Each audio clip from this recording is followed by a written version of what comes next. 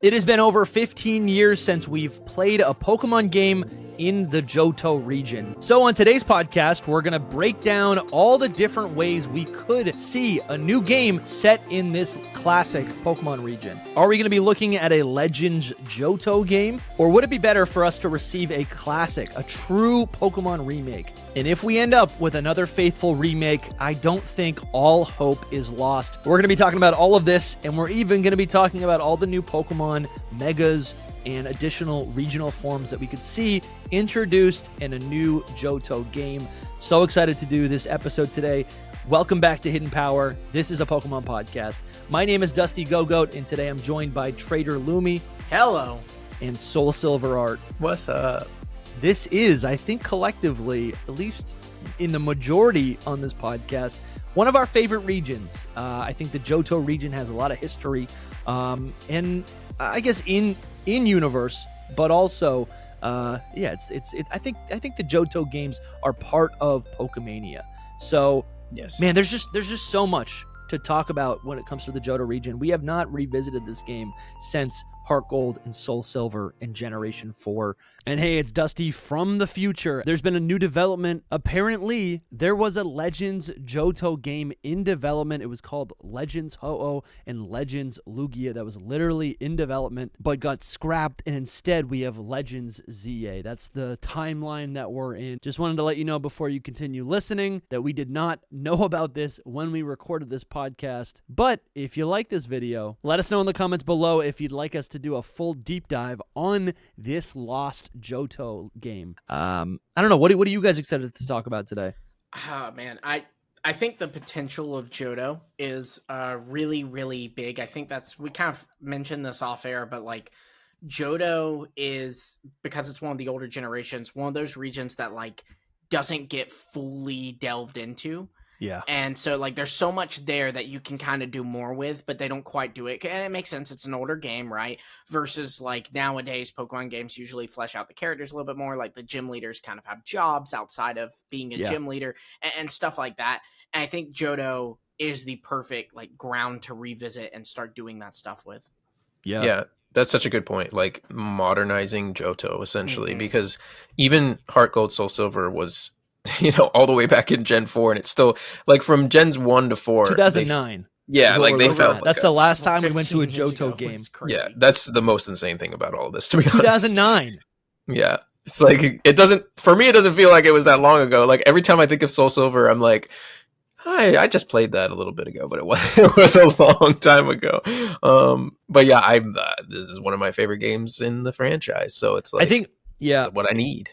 So just for context for anyone who, and this is very possible, we probably have listeners who haven't even played these games. So the second generation Pokemon games, Pokemon Gold and Silver, as well as the third version, Crystal, those are the original games. They were remade in 2009 on the DS in Generation 4, Heart Gold and Soul Silver. And I do think most people are familiar with Heart Gold, Soul Silver. I feel like those games did a lot of things right. And kind of infamously, the creators wanted to make those remakes. I think they were like passion projects for the developers. They wanted to make Heart Gold and Soul Silver the ultimate Pokemon game. I think that's kind of what the era was when they were that's the, I don't know, that was like the flavor in the air. Like that's what they were thinking about when developing Heart Gold and Soul Silver. So you get a lot of awesome features in that game, right? And I think people always talk about like the following animations, right? Yeah. The Johto game also, it's like you play through these games and you're able to like go to a second region. You're able to go back to Kanto, and I'm wondering now how much even context should I even give for listeners, right? I think I'm taking a lot of these things for granted. Lumi might have a better understanding because I don't think he played Heart Gold Soul Silver until later. No, I played Heart Gold and Soul Silver when it came out. It was the original Johto games that I played later. So I actually played Heart Gold and Soul Silver before I ever played. Like that was my first Johto experience, was Heart Gold and Soul Silver. Okay, makes sense. Yeah, I started with Fire Red, Leaf Green, so I started tail end of Gen 3. Yeah. I just think these games have such a beautiful fidelity. Like when I play these games, even looking at these screenshots, I really think, at least everything about the game, I think it really is the perfect implementation of like cutesy Pokemon. You do have the chibi heads, the following animations, all the Pokemon in the overworld. I think the colors are so vivid. There's a screenshot right here of like your player character. They happen to have like a Mew there with another character, and then you're facing off against Suicune, and it just like transports me into the Pokemon world. I think these games, as an old head, I think these games are peak pixel art, right? For the Pokemon series. It's a tie for me between Heart Gold, Soul Silver, and the Generation 5 games. And so I think there's a lot riding on these games, right? I think when I don't know, I think these games, it's been the longest amount of time since we've played through a Johto story. And there's a lot of ways they could really go about like bringing this story kind of back into the fold, into like a modern era, right? Yeah, for sure. I think too that I don't know. There's so much pressure on these games too, because like you said, they've it's been the longest since we've been to Johto.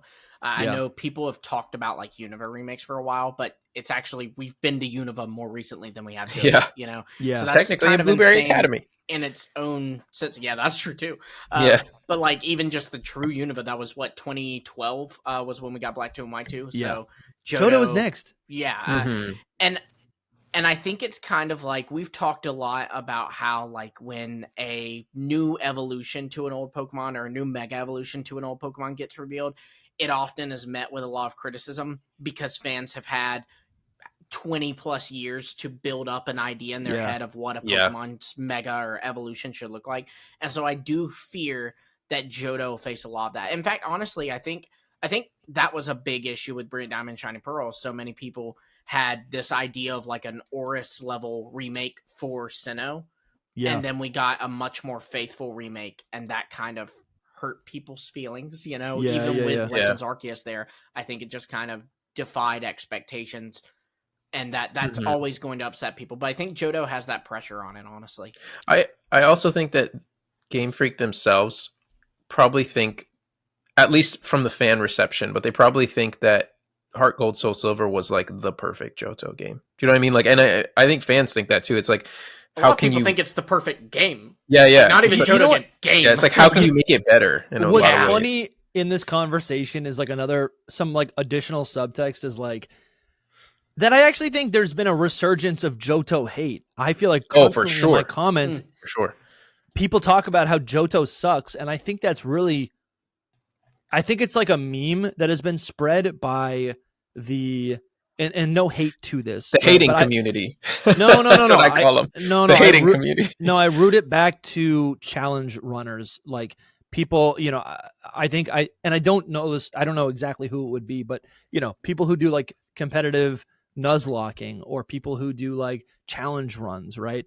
I feel like Johto gets a lot of hate because, I think those people are looking for something different in a game that Johto is just not offering. I think Johto is at its best when you treat it like a day-to-day cozy. Yes, it's such a cozy game. You go through that game and it encourages you to show up every day, to experience your Pokemon, right? To get daily to do all these daily events. There's like characters you can only interact with certain days of the week. There's Pokemon you can only capture certain days of the week. And I think because of all those different elements, time of day too, that was introduced this gen. I think that's a big thing too. Just the encouraging revisits. The pace of the Johto games is just so much slower than I think a lot of like modern competitive fans or like people who like a challenge, right? Adults who want a challenge. Well, I feel like kind of hard. There's a lot of disrespect thrown at Johto for that. Yeah. So there's an opportunity, just to finish my thought, there's an opportunity for a new game to revisit this region and just give it a new, not even a new coat of paint, but to speed it up. To give a new Johto game like different purpose. And I don't know if that would be a Legends game, right? I don't even know if we'll ever get a true remake ever again, right? Maybe we go to Johto in a DLC.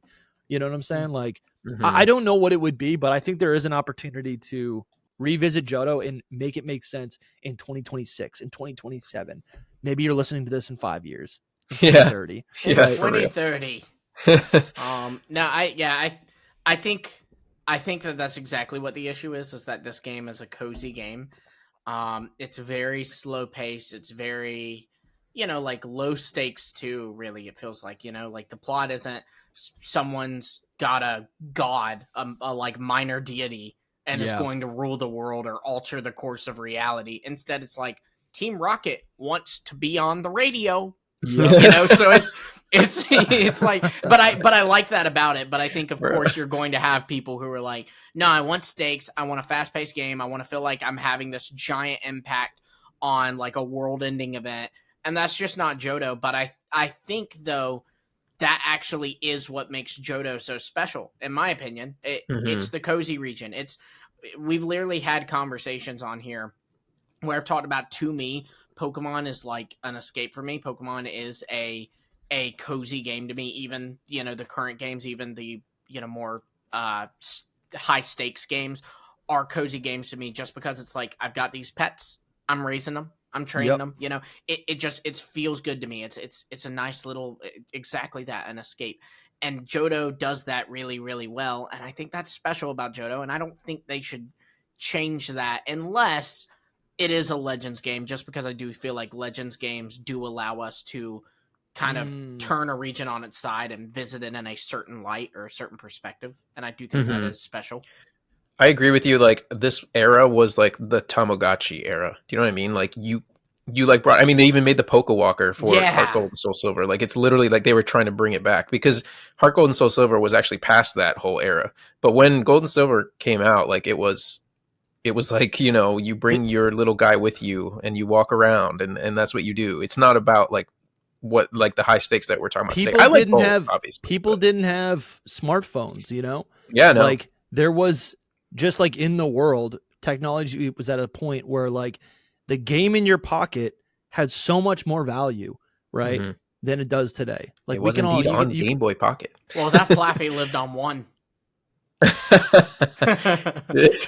Flaffy lived on one from the U-turn. That's pretty cool. So let's drill down, guys. We're doing a lot of gushing and preamble. But to set it up right, if we have, okay, let's talk about this. All right, a Legends Johto game. Where does your mind go when you think of a Legends Johto game? Maybe we can establish like Ecruteak City. Okay, pretty much same. Well, so I think there maybe there's a lot of assumptions we can make, but what do you think a Legends game is? And I think there is a definitive answer, but like, in your mind, what is a Legends game? I think it's twofold. I think, for one, it is first and foremost, it is an action-based RPG. They're going to have action elements. Now, we do see in Legends Arceus that was more so focused on wild Pokemon attacking you, and while that still seems to be in Legends CA, it's more focused on the new not turn-based, real-time battle system versus the turn-based one. Yeah. And so I think that would absolutely be in any future Legends game. It will be action RPG in some way, shape, or form, whether that's real-time battles, wild Pokemon attacking you, mix of both, whatever, or something new that I can't think of. But I also think that, to Game Freak, the Legends games are a way to revisit a region without doing a remake, because a remake sets up without the baggage, right? of building a game that is if you tell me region. That I'm getting a Johto remake, my first thought is, okay, great, I'll be able to take on the Johto gems, I'll meet Lance, Team Rocket will probably be involved, but doing Legends automatically tells me this is a different take on Johto. So this might be, I'm a Pokemon Ranger living in Ecruteak. I don't care about gyms. I don't do that. And I go around and I help save wild Pokemon or something to that effect. And I think like that's what Legends games really are, possibly even more so than an action game, is just a way to revisit a region in a new light. Yeah, that makes so much sense.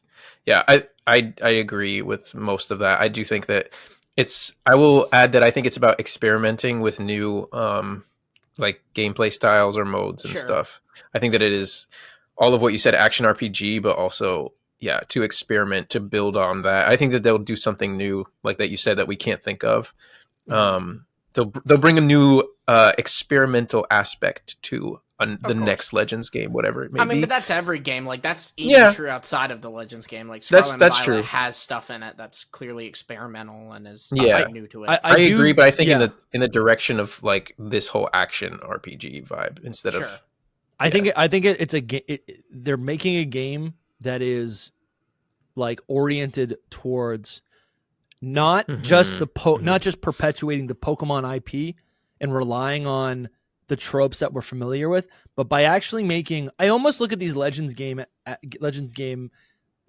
as having a similar goal to for Game Freak as like their, you know how like every like 3-4 years they put out a new game that is like Game Freak will put out a new Pokemon title. They'll develop a new game that's like outside of their scope, right? Or a non-Pokemon game essentially, in a way to challenge themselves.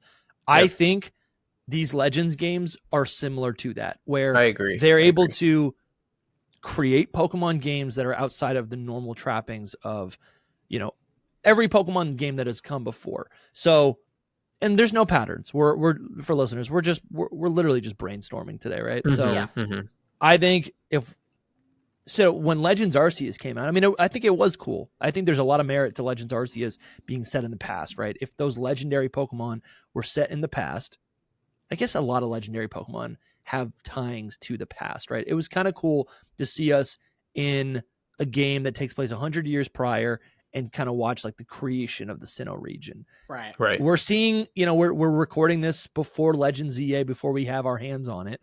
But we know a lot about it at this point. We do know a lot about it. It's a modern game, potentially, like, you know, maybe I think it's like 10 to it's 20 definitely years in the post future. X and Y. Yeah. Yeah.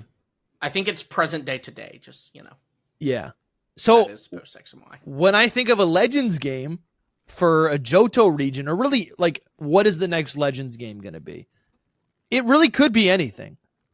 Like we could go, I guess, like as in terms of like a product, if you have a game, Legends Arceus, set on like, and this is true, right? Like for the next 10 years, essentially, we're going to be having Switch 2 games that are also being sold alongside Switch 1 games.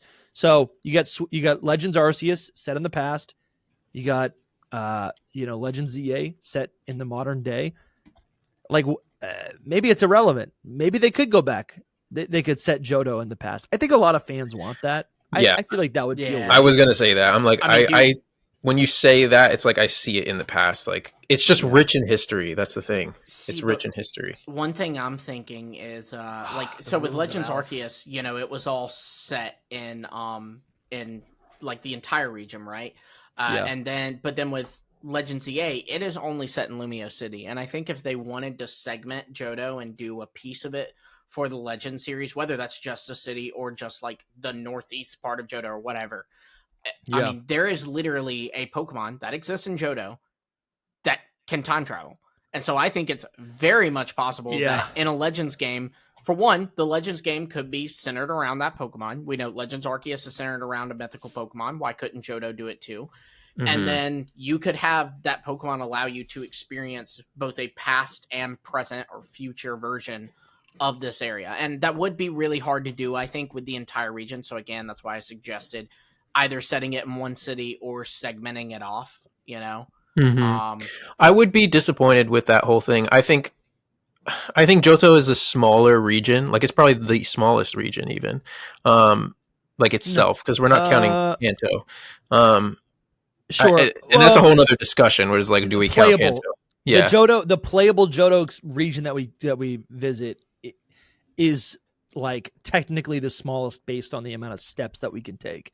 Mm-hmm. I think that's what it would be. I think like any game, they can reinvent it and show it to us the way it's depicted in this official art right here, right? Like instead of 5 buildings in Ecruteak, dude, it's crazy that I feel like Ecruteak really is the center of the world, the Johto region. You know what's funny? It technically isn't. Like Goldenrod is like the central hub. Yeah. But this is Johto to me. But that's what I mean with Johto and history. You see Mount Silver in the background. Yeah. It's not history, it's culture. I think yes, culture and actually history what it for is. sure. I mean Japanese history. I'm talking about. I think that they could tell a story that has to do so much with Japan's history and like where their capitals were and like the whole era of with shoguns and samurais, like that whole thing. And I know they did a lot in Hisui, but Hisui was a whole another thing. Like Hokkaido was very different from it had main its own culture. Yeah, that's the whole like Ainu people that were like they were much more what do I want to say? Like they were just more on their own. You know what I mean? Like they were exclusive. isolated. Yeah, Isolated. That's the word I'm looking for. Hokkaido, yes. That's an island technically, right? Like it's separate from the rest of mainland Japan. Yeah. Right. This was mainland, like main culture, everything. And in that, it's just like I could see so much. So I would be disappointed if they were like to make a Johto game in the future. I could see what they would do, where it's like you maybe do some hopping back and forth, was what you were suggesting with Celebi. Maybe that'd be fun. Dude, wait. But I don't think Lumi was. Were you suggesting that, Lumi? Yeah, that's what I was saying. Yeah. So like maybe it takes place present day in, dude. Okay, so the can you go back element and forth? here That would be cool. That would be cool. You guys are bringing up so many great things, and we haven't even talked about like the legendary Pokemon or whatever. And I want to flesh this out, but I do think an important element to be thinking about is like whatever the next Legends game is going to be, it's going to have a specific gameplay feature that is going to be primary, that is instructing how the game around it is being built, right? Like the world that we experience is also going to be in tandem with the mechanics of the gameplay. In Arceus, like it's more like scavenger, like, and it does feel connected to what we're seeing in Legends ZA with the real-time combat, but like I guess what I'm saying is like I love that idea of maybe, so I'm imagining Ecruteak City, modern day, and you time travel 100 years in the past to literally witness the legends of, Raikou, Suicune, Entei in the Burn Tower, right? Whoa, hold up now. We gotta take a moment to thank all of you lovely people supporting this show. So many of you every week showing up to view our video, to like the video, to comment on it. But even above and beyond that, there are so many of you who are actually financially supporting the show, which is huge. I want to take a special moment to shout out some of these members. Our mythical tier members: Ryan Amphosinus, Coronet Highlander, Chris, Tyler Low 15, Normal Guy, Sam Ross, Porygon A, Ball Guy, Doom Typhlosion, Brain Dead, Nicholas Taylor, and the Pokey Kiddo 1. Did you just call him Brain Dead? That's his name. He called himself Brain Dead. I want to take a moment to shout out our Arceus tier members: SEH Art Gold, Lethal, Randy, and Red, or Carson K. And I want to give a Mega Evolve shout out to Bramtastic, Young Smokey, and Young Smokey. That's right, I said that one twice because he is a patron, a Game Freak Inc. patron, and a Game Freak Inc. member on YouTube. So thank Insanity. you. Insanity. like Thank you. He's like a what's a two-headed Mega Evolution? I was going to say Scovillain, but that's not right. Mega Slowbro? Mega Slowbro. Yeah, technically has two heads. Yeah. You know what? Technically. Let's assign a Mega Evolution to each of these Game Freak Inc. level tier members. I'm looking at the list right now. I don't see a two-headed Mega Evolution. Bram's got Pommet as his mascot, so the imaginary Mega Pommet. No, it's gonna be a real Mega. It's gonna be a real Mega. I know who Young Smokey should be. He should be a Mega Feraligatr. That's what he should be. Oh yes, he that's loves him some Feraligatr. That's right. That's what. It might be two-headed. Mega Ampharos, Fluffy, Electric type. Oh, Fluffy. There you go. I like it. Thank you guys. We didn't miss anyone, did we? No, that was all of them. No, I made that list. Young Smokey twice because he's there twice. Thank you guys so much for your continued support. Listen, we appreciate every single one of you listening right now. Just showing up every single week. I think it was very important to us to show up consistently so you guys could rely on the show week to week. My story is that like I used to dream of having a podcast when I was working a day job and I was alone, and I relied on the podcasts that I listened to just make me feel like I wasn't so alone. So when we created this podcast, like that's something that I was always thinking about in the back of my mind. So we appreciate you guys listening and just being here. But if you do want your name read on the show, our mythical tier or higher on Patreon or on YouTube, we will literally mention you. We'll talk about you. Maybe we'll even give you a mega evolution. We'll sign you a mega evolution. You guys make this show possible in such a tangible way. So we want to give you guys a shout out. And maybe you want to get in at the ground level. We have our legendary tier on Patreon or on YouTube. Again, perks are equal.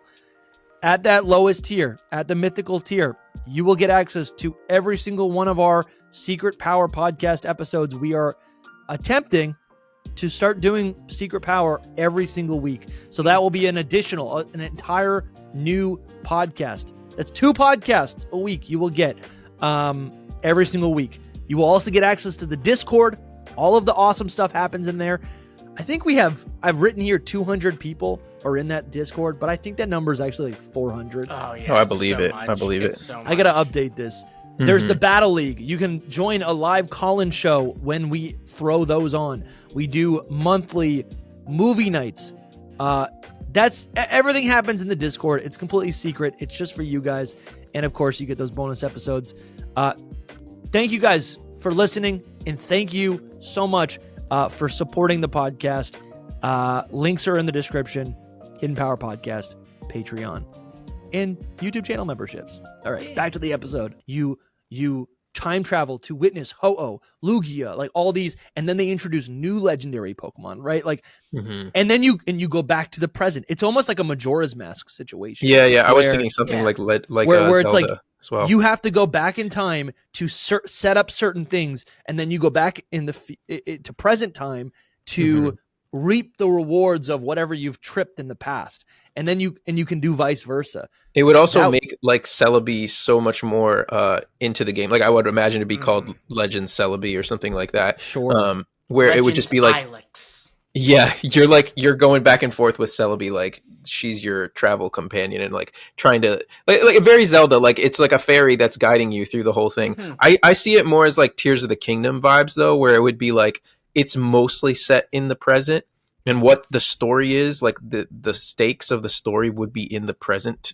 time, but you need to see things in the past to like understand it. The past, though. That's a way they can do it too, is have it be all Johto. You don't have to segment it, but just the time travel only occurs in certain areas. So you only see the ruins of Alpha in the past. You only see Equity, and it's not like you can explore all of Johto in the past. Yeah, as much the as ruins of Alpha is a whole nother topic, I think, because that's like crazy. I feel like that's something just to think about too. Is like it has to be Celebi, right? Like they're not going to pick Ho-Oh or Lugia. There's not a third legendary to coincide with unless you count Suicune. But then even that's another topic as well. It's like its own trio, and I don't know.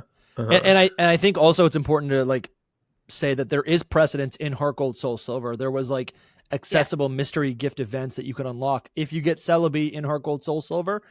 You're able to literally time travel, and you see this like little cutscene of your rival meeting his father, Giovanni. Like that's some like in these little glimpses, like we're literally time traveling to see something. Yeah. His name's Silver, by the way. You got to put some respect on his name. His name's Silver. Yeah, it's our rival. And I think there's even, I think also in Heart Gold, Soul Silver. Yeah, it's in Heart Gold, Soul Silver that we're able to travel to the Sinjo ruins, which I feel like is kind of a time space distort. Like we're able to only access it because of Celebi. I think it, or maybe no. How do you access it? With Arceus? So if a guy, you don't access it with Arceus. A guy sees you with Arceus and he takes you there. Because it's not like a pocket dimension or anything. Like Cynthia's there when you get there, but it's an actual that place, is a question. What happens? Could that pop up too? You know, what does happen there does feel like time travel. But I guess I just wanted to bring that up. That this is a gorgeous idea. I really actually think it feels a little bit like this feels like it could be tangible. Celebi really is so important, and I like the idea of like this feels different enough. Where's the screenshot I'm looking for? Here it is. This feels like what we're describing feels removed enough from Arceus, so it's not just a game set 100 years in the past. It's a modern game where you literally time travel. That is so like that feels like a compelling premise. Yeah, for the Pokemon game. fans have been wanting to actually literally time travel in a game for a long time. Like, we talk about like things are happening that have to do with time travel, but the character themselves really never does, other than in Arceus when you get dropped in a different time. But that's like actually traveling between times is something that we've talked about a bunch of times. I want to clarify too that the difference between like an old Johto and an old Hisui is Hisui was not developed, and the same with like Hokkaido. It just wasn't developed. So when you get there's nothing but wilderness. Instead, at the same time frame, there would be in Johto, there would be like cities and people living there, and just like civilization. You know what I mean? Like a whole bunch of stuff would be there, but in the way past. And I think also like that's what would distinguish it. But I think also like Lumi brought up the ruins of Alf. That feels like there's this whole like South American thing going on with like Mew and the ruins of Alf and all this stuff, even maybe Egyptian. And Egyptian, you get even crazier because it's like maybe Celebi could take us further into the past as well. You know, like it wouldn't just have to be one specific time that we were going to, but at one point in the game, we could go even further into the past to see like what happened at the ruins of Alf, like way in the past with like beginning of times kind of thing. Maybe not that far, but you know what I mean? Yeah. So the unknown, right, they I guess occupy the ruins of Alf. And when we've seen the unknown in other forms of media outside of the games, the unknown are as powerful as any legendary Pokemon. You know, I feel like they're very right in lore. Apparently. Yeah, it's like do they create illusions, or are they hands of Arceus? I think there's a lot of connections there, which is kind of cool. But I don't want to jump away from I totally agree, the ruins of Alf. Actually, let's fold this into it. What I'm thinking about is, so this image right here is like classic. This is like official art that's always, I don't even know what it's from, but it depicts Ecruteak City. Gold Soul Silver, I think. Okay. And it depicts the land of Johto. And what's interesting is like all this. So for listeners, this section right here, I do think could be the focal point of the game, right? If we're going to see a Legends art, if we're going to see a Legends ZA type thing where the game only takes place in a scaled up version of one location, I don't think it necessarily needs to be only Ecruteak City. It doesn't need to be that rigid. But I think what it could also include are some other elements around it, you know? So Ecruteak City is, so I'm just going to list out some things. And I even noticed something right here that's pretty cool. But Ecruteak City, there's a gym there, but this is where like a lot of the like, the kimono girls take place here, right? The gym leader is Ghost. He's a ghost type specialist. I feel like he's, we meet, what's his name? Yusin. He's chasing after Suicune. And this is where like the Japanese like visuals are very present, like in Ecruteak City. You also have the Burn Tower, which is where the 3 legendary beasts are, and they have a connection to Ho-Oh, and Ho-Oh has its tower. What is it? I think it's the Bell Tower right next to it. I literally always get them confused. I'm like, there's a Bell Sprout Tower, there's the Burn Tower. I'm like, dang, I always have to look it up. So you got Ho-Oh there. I think obviously you could fold in Lugia somehow. And what's really cool about this shot is that like it's not showing the rest of Johto. It's actually showing a ton of land behind Ecruteak City that we actually have no access to. I mean, you can see the Lake of Range and Mahogany Town and the Sprout Tower. Okay. Yeah. No, you're right. That is the Lake of Rage. I totally overlooked that. I was thinking that was something even further beyond it. Great. So you have the Lake of Rage. So this game, what I'm imagining is this game includes everything from Ecruteak City to Mount Silver, which would be Blackthorn City, the Icy Cavern, the Lake of Rage, that other, Mahogany Town. And it's got the Bell Tower, which is so cool because we just got the announcement of Mega Victory Bell. Right. And our friend Toby did this. Yeah, you're right. The Sprout. What did I call the Bell Tower? Yeah. Bell Tower. I just you're right. Because that is another thing. Right. That's why I always. Which is also hilarious. It is confusing. Bell Tower and Sprout Tower. Bell Sprout. Exactly. Weird. Legends Bell Sprout. Yeah. Yeah. So it's just kind of cool. So that's being folded in Violet City. And again, don't imagine 3 towns 4 towns. Imagine this is expansive, right? As expansive and transformative. They can remix the region the same way they remixed Legends Arceus. It can be whatever it needs to be for this game. And you're going to have all these touch points. Like imagine like Mount Silver is right there. That is so cool. I could see Lugia up there. I could see the legendary birds up there. You still have a fight with Trainer Red, but he's like 50 years old. Yeah, he's like an old man. That's pretty cool. Like the modern thing, right? That's what you're talking about. Because I'm still thinking, this game set in modern times. Red's ancestor at the top of Mount Silver. No. That would be insane. No, but I'm thinking this is that would be something game. that they would do. Actually, that would be something that they would do. Oh, you know what? No. This is the perfect framing.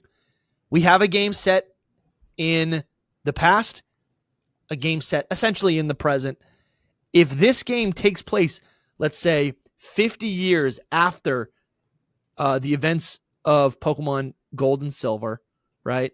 Let's just say 50 years. I don't know. That feels whatever. It's like it's in the future.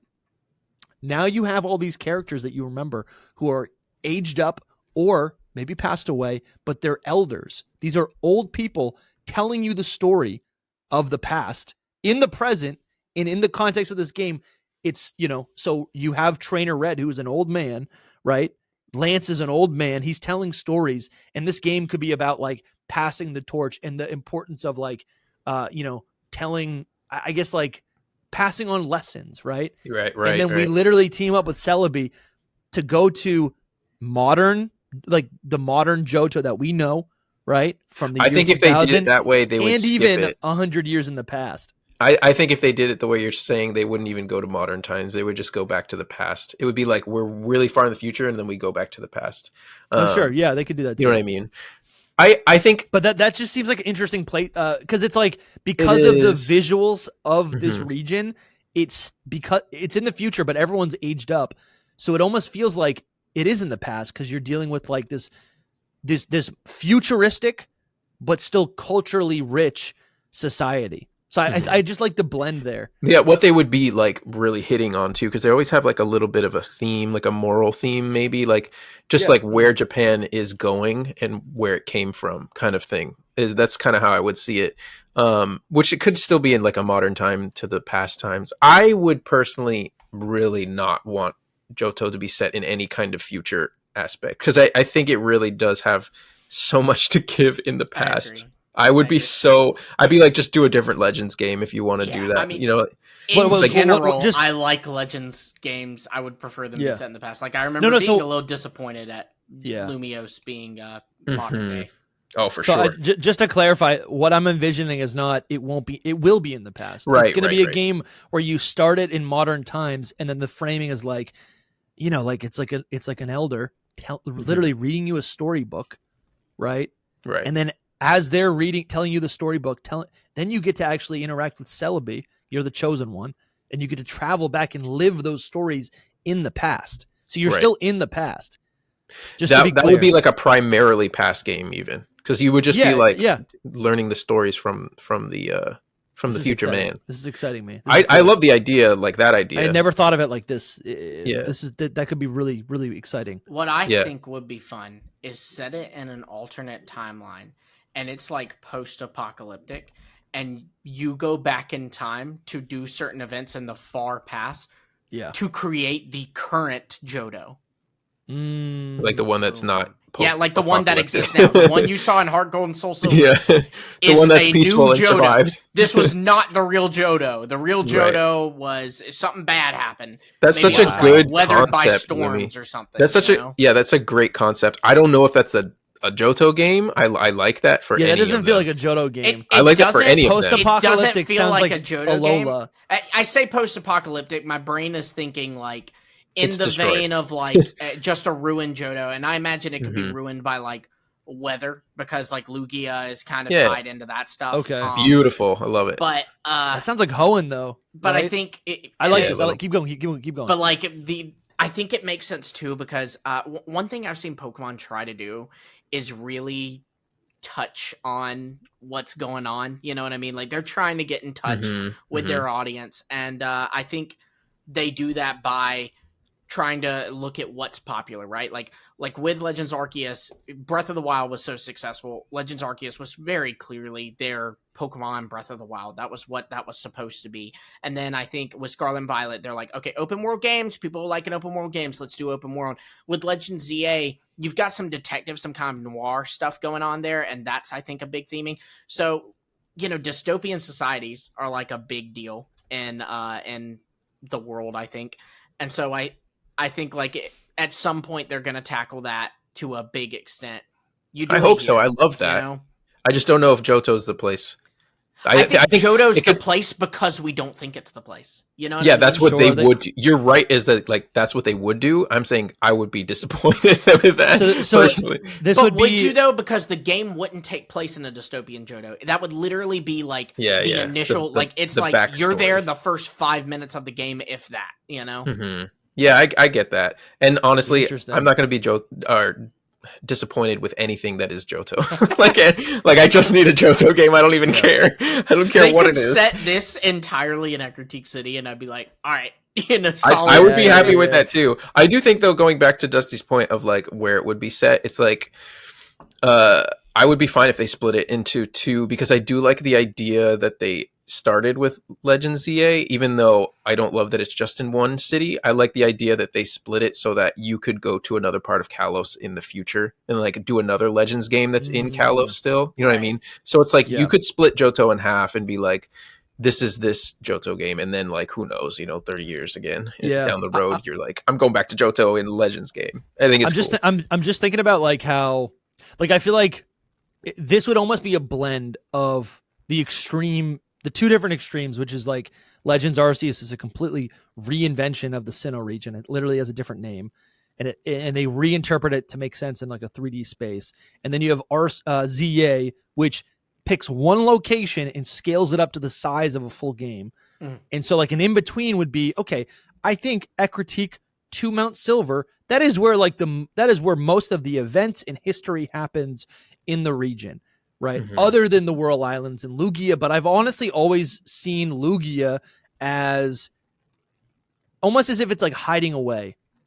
Right. Like almost as if it's been like displaced from its original home and is seeking solace, and it's like hiding. Right. It's dormant in the Whirl Islands. That's how I've always seen Lugia. I don't know if that's actually true in lore, but so I think there's an opportunity for like a game where it's not the entire Johto region. It's not even Kanto. I guess it's low-key a little bit of Kanto, because I think Mount Silver is technically in Kanto, which is kind of cool, which we haven't even talked about. But like, I know there's so I much think to there talk is an about, opportunity actually. where it's like just 3 or 4 just these like this little stretch, the top half of Johto is, well, they're going to take that and flesh that out into a full game. So you could go back, right? There are other things that you could do and to revisit the Johto region. Anyways, but I just like this idea of like just taking. Lumi brought it up in the beginning. It's got to be time travel. So yeah, I think it does. By the way, no matter what with Celebi.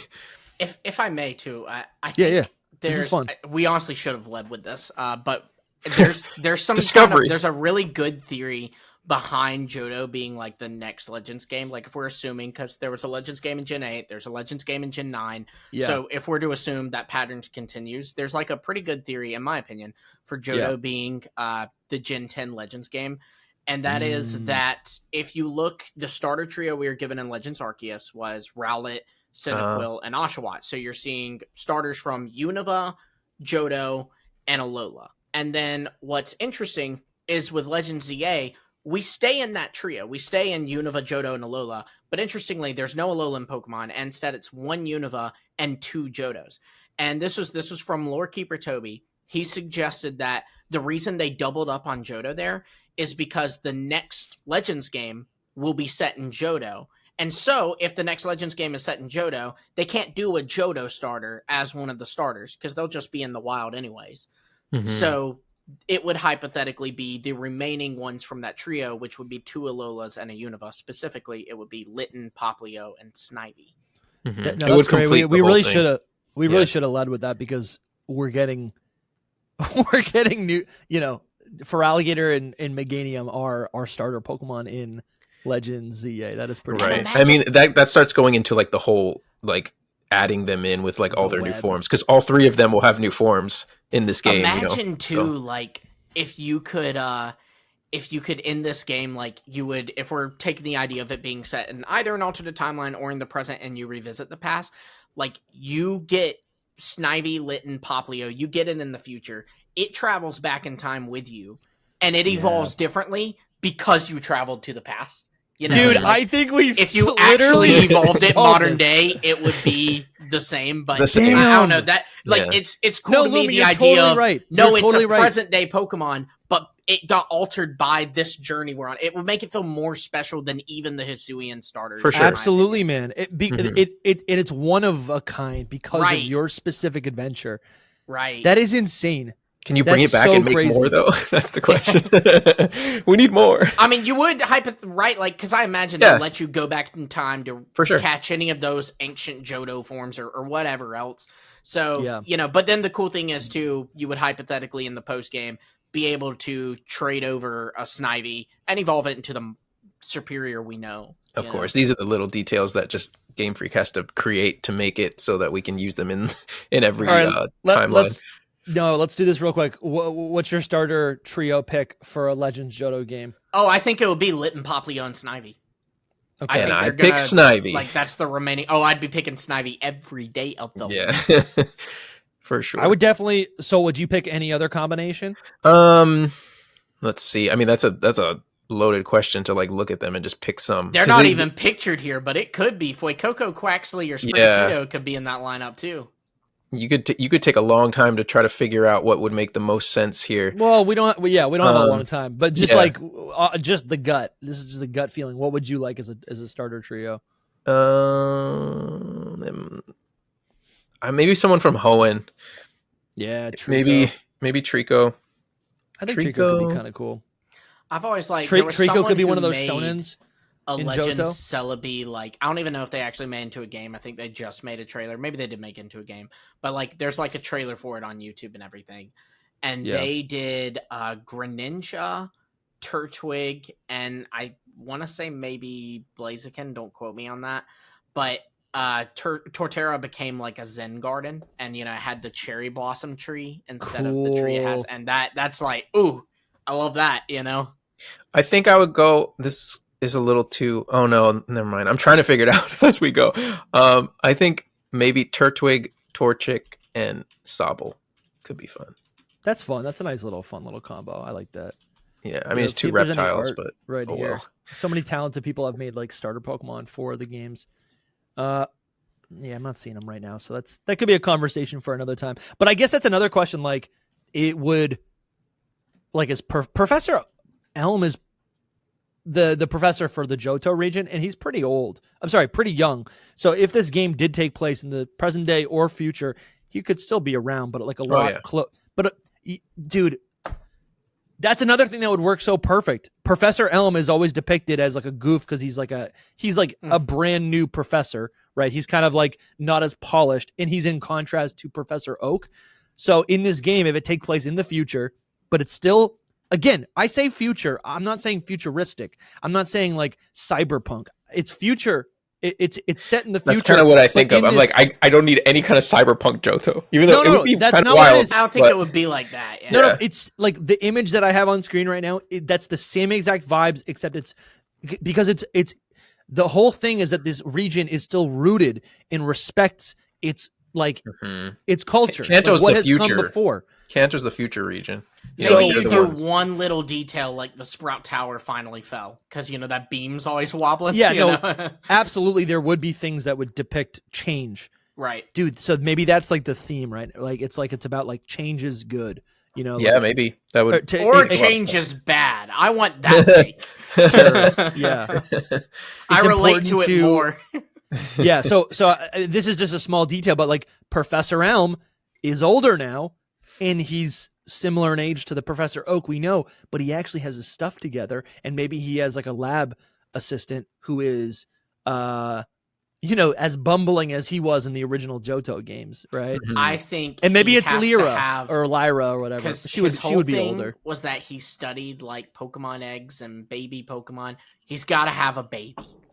Yeah, baby Pokemon. Oh, An his actual own- has baby. like an his actual own baby. baby. Yeah, Oh, that's cute. that would be His cute. own Like, baby. It imagine would be the a official grandchild. character art drops for him, and in the official character art, he's just He's like got a holding a little baby. baby. That would be so cute. I love No. it. So our rival in Pokemon Red, Blue, and Yellow is Gary or Blue, and he's the grandson of Oak. So our rival in this new Johto game would be the grandson of Elm, right? Grandson Sure. or son? Yeah. Yeah. Why not? Yeah, like that. but he This would be 50, 60 if years we're old, so assuming he would have this a would be grandchild. 15 years in the future, then yeah, that actually would line up. Because like if we're normally like in our Sure. teens in a Pokemon game, then Elm could have a kid 2 years after Yeah, the that's events true. of Heart Gold and Soul Silver. If they wanted to like make it real time, actually he'd be a lot older than that, because this wouldn't be coming out this year. This would be coming out in like 2027, Mhm, 8. mhm. But what I'm 2028. saying is like, okay, like the events of Heart Gold and Soul Silver, it's the same thing as Gold and Silver. So if we go back and this game is trying to make commentary on the story of Johto, it's not a story from 2010. It's a story from the year 2000. Yeah, Yes, I agree. but So they it'd be kind 30 of- years later. They kind agree. of did make it where they lined it up with Sinnoh. Like they said at one point, this takes place at the same time as Diamond and Pearl. Yeah. So I feel like they have altered the timeline a little bit. Like they also did that with Ruby and Sapphire. They went, okay, Oris takes place same time as X and Y. It doesn't take place as far back as we used to say Ruby and Sapphire did. I really think that they would so focus on the difference between the future Japan and like past Japan. Like I really think that that's what would be the core of the whole thing. It's just like, where are we going as a future? That's how I see it. And maybe right over the mountain, Mount Silver. Like maybe we can travel over Mount Silver and we get a little glimpse of what the Kanto region is up to. And it's like 30 years later, it's like technologically advanced. It's like everything's like Saffron City, right? And then that serves as like a really strong contrast to everything that we know about the Johto region, which is like even 100 years prior. Again, I'm thinking this game takes place. The game would take place in, if it comes out in 2030, it would take place in 2030. But like it would be 30 years later. So even though it's a game that takes place in the quote unquote future, it's still the game that we play feels, we go back in time. It's the same vibes, just there's no technology. And it literally feels the same as it does in modern times. And again, the lesson there is that like, you need to respect the past. Like the past is right. Like, it'd be cool too to like see little side quests. Like, okay, for example, you mentioned Morty earlier. That's the ghost gym leader in Ecruteak. So that's like where my brain's at. It would be cool to like spirits of the past. You go back in time and there's this guy who kind of looks like Morty, and there's this woman who kind of looks like Morty, and basically like there's some kind of side mission where at the end they're like dating. So it's almost like I am the reason Morty's alive. I got his grandparents together, whatever. Oh, that's funny. Yeah. You typed in Morty and it pulled up. And it brings up Rick and Morty. It was like totally probably time should have travel saw that coming. stuff. This is like universe right hopping This is stuff. the canonical Morty. Yeah. I love that he's got a Miss Magius scarf, but uses only the Ghastly line. Well, So this a was little his note right This was here his like is that- Gen 4 recreation. Too. Yeah. Much So better. a note right here on Bulbapedia, Morty's catchphrase or something he says is the mystic seer of the future. That is what he's described as, the mystic seer of the future. Again, another element of future and past, right? Right. I think really Johto is that- very much about the past, so it just makes sense, and even the future. It adds up. We haven't even talked about like the kimono girls. Oh, they got to be involved. I mean, talk about the kimono girls for sure, but I also want to talk about like how Lugia and Ho-Oh would be involved, because I think it would be like a situation where Celebi's like our guide, right? But what's going on with Lugia and Ho-Oh in the whole region, and what like what's the antagonistic plot to it? What do you think it could be? I think that's totally. I don't really know. I'm Talk just about that. throwing it out there. I'm like, yeah. I mean, Ho-Oh is like super rare. Like it's meant to be this really like you don't see it ever, like once in a lifetime. And then Lugia has had a troubled past where its tower got burnt down and it's forced to go live in the Whirl Islands. Oh, is that so? Is that true? Lugia really was part of the burn tower? I mean, think- I'm sure the burn tower had a name before I that. think it's all The tin- theorized. Like, Oh, is it Okay, theory? okay. there's a dex entry about Lugia that says something to the extent of like one flap of its wings like makes a hurricane or something like that. Sure. And so like there's been this theory that Lugia's in the Whirl Islands as a thing of like it has to stay down there because when it comes up and flaps its wings, people die. You know, Yeah. so it's like doing it to protect the world. Yeah. Interesting. Well, the whole towers thing with like the legendary beasts though too, like they could be totally involved. And I mean, then you can go really crazy and start adding in paradox stuff too, where you're like, See, what do that's they like have to do with alternate it? timelines though, and not like true past and true future. But you Yeah. should totally be able to like go to the past, like be in the modern day, catch Suicune, Raikou, Entei, go to the past, catch whatever they were originally. Mm-hmm.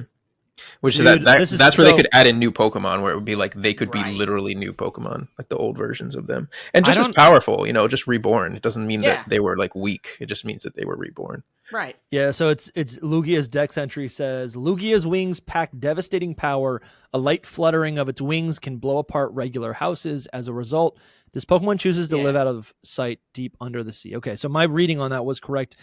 I guess I can kind of see.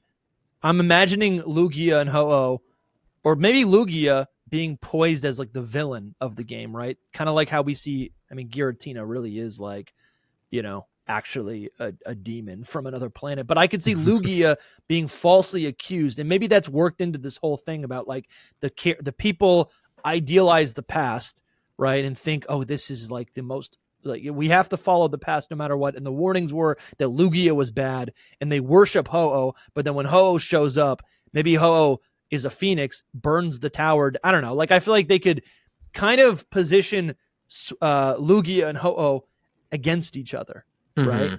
Mhm. Like the We need legend to see says that that too. Lugia is a problem, but Lugia actually ends up being just like a victim of its kind of like an Absol situation, Mhm. blamed for the result of just natural occurrences or whatever. Like the dex entry is accusing Lugia, but it's wrong. My number one thing with the Johto, I know we're going to talk more about remakes later on, but like my number one thing with the Johto, like remake or revisit, like we're talking about, is I would really love if they added a third legendary to the trio. So that's like cool. I think that there could be like a mystery third legendary that did something that is affecting both of them, like both of their reputations. So you talk about Lugia being blamed, well maybe Ho is blamed too, and nobody knows really what's going on, but it's really all been this third legendary all along. I feel like you even could kind of make Celebi the third legendary by like just somehow making a story where it's kind of the centerpiece of a plot of the two of these Pokemon. I do think that that's just like a result of what's going on with Gen 2's decks, because we think of like Celebi being a trio with them, but they're not really. Like Celebi's just a mythical, so it doesn't really. Like, and even them, they don't have that much. They're like the weirdest connection. They like really they don't have much any connection. relationship. Yeah, which is cool. I love that because then they could build a bridge between the two of them, make them more connected in some way. They're actually two separate stories. So the way I've understood, this makes sense. Ho-Oh is I guess it would be the trio master of the legendary beasts, because those, in theory, the legendary beasts, Suicune, Raikou, Entei, were revived, right? Mhm. That's not even theory. We know they were That's revived by Ho-Oh. Okay, so they're revived by Ho-Oh. It's the next part is theory, Pokemon, though. and then Lugia in the movie Pokemon the movie 2000. Lugia is the trio master of the legendary birds of Kanto. So I think, and that feels. I think also in the game also you unlock Lugia. There's one thing. It's Brilliant Diamond, Shining Pearl. You do get Lugia by catching all of the Kanto birds.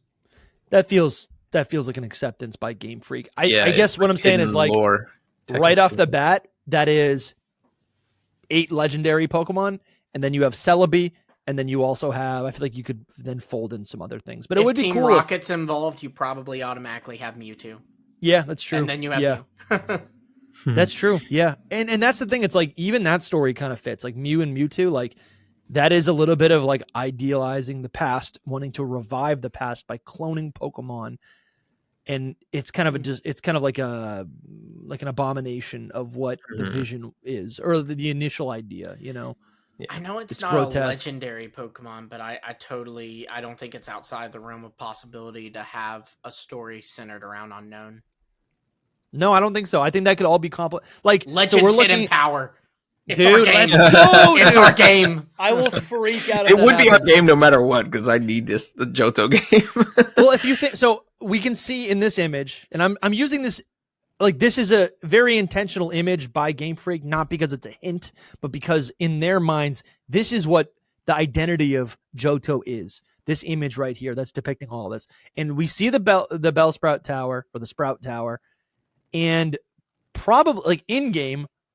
Like that is north of Violet, but what is east of Violet? It's I guess it's like east west or east west.